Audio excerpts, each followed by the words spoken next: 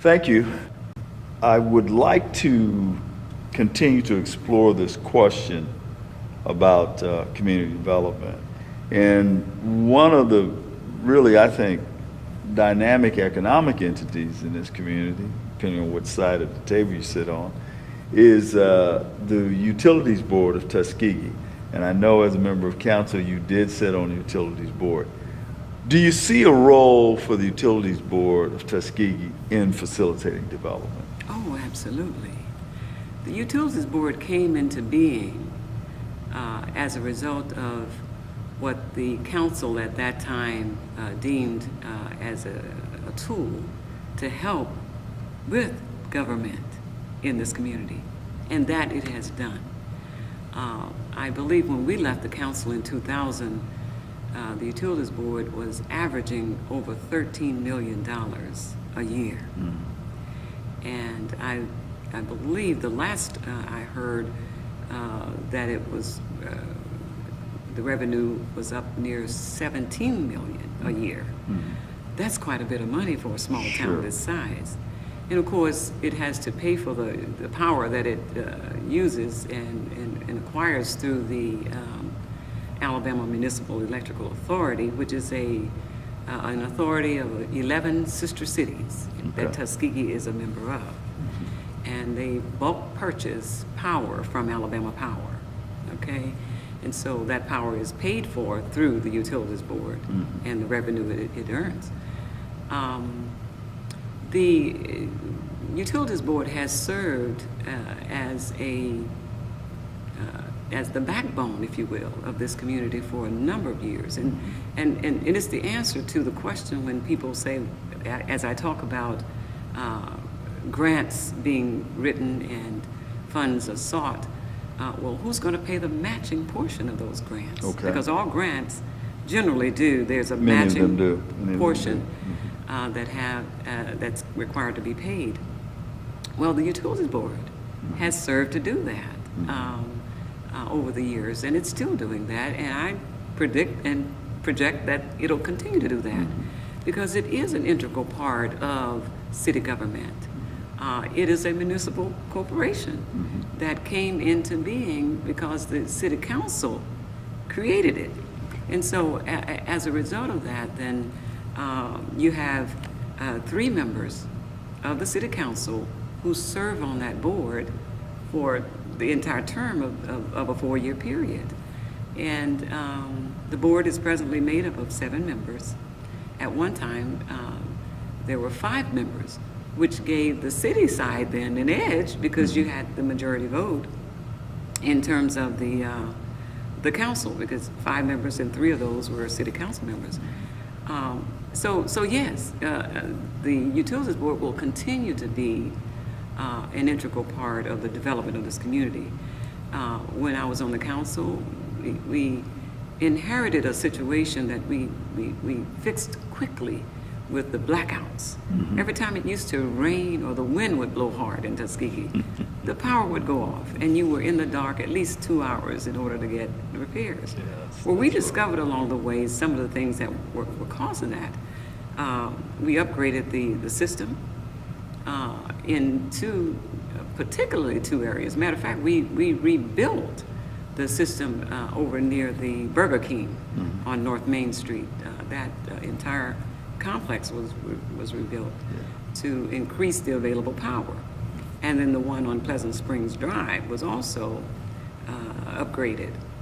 And so now the blackouts are lessened. And of course, we also went in and cleaned the lines along the trees where there was overgrowth and whatnot. And really got into the nuts and bolts of what would make the system a greater system. And that's a commitment that I bring to the table this time as well. Well, and I do hope that you will serve on UBT when you go to council. Let me talk a little bit about your vision. You know, we talked about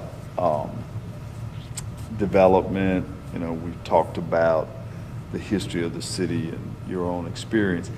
But what's your vision for this city? I mean, what's the future in your mind?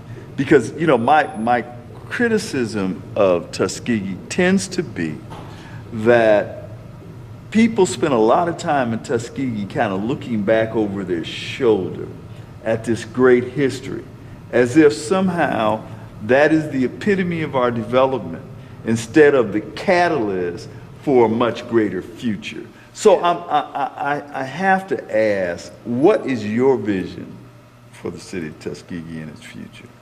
And thank you for that question. I really think that Tuskegee does have a great future.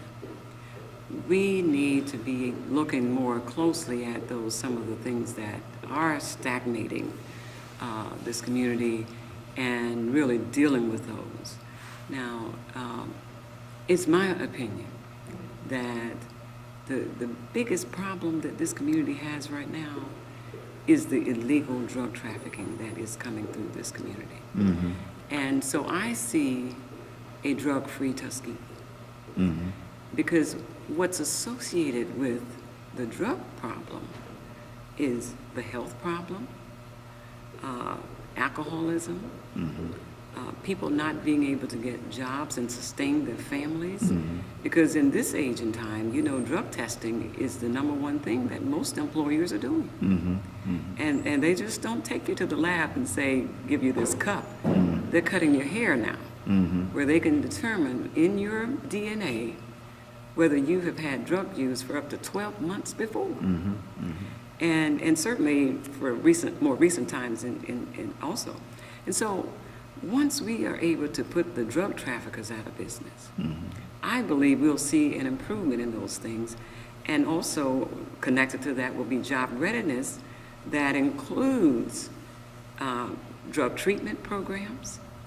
Because it's not enough to just teach a person how to write a resume, how to interview for a job, and not have them truly made fit for the job. Mm-hmm. So treatment has to be a part of what we do for our people, Mm-hmm. and I see that in our future as well. Right now, if a person who is addicted to drugs or alcohol, their basic treatment centers are at least 45 miles away from Tuskegee.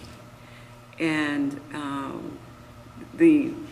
what I see in this community, that if we are serious about wanting to help our citizens, we need to have those centers here so that they can receive those services right here.